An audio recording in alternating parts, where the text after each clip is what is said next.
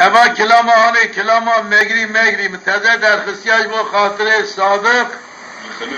جخنوسی آغیانی لا اسامدی سیبکاری والا که سیبکاری خالان منه امیوی کلامش بای خاطری وی بیجن خدا حد که باندامشت خده ملول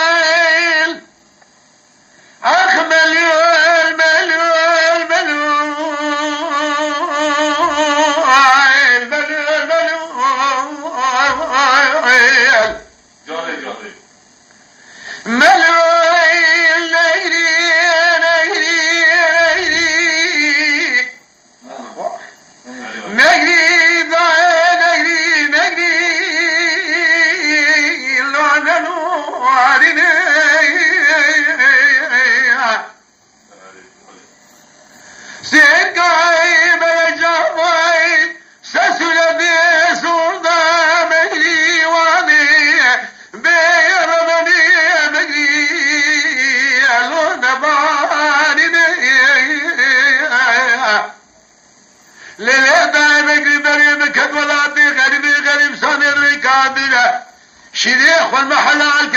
بلا شر الطريق ومن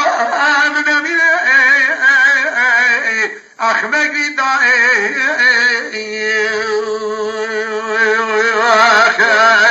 ولملو الملوعين هاق ملو الملوع ضعي ملوعين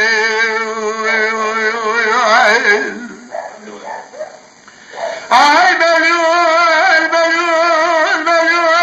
الملوع الملوع اق ملوع الملوع نجري نجري نجري نجري اق نجري نجري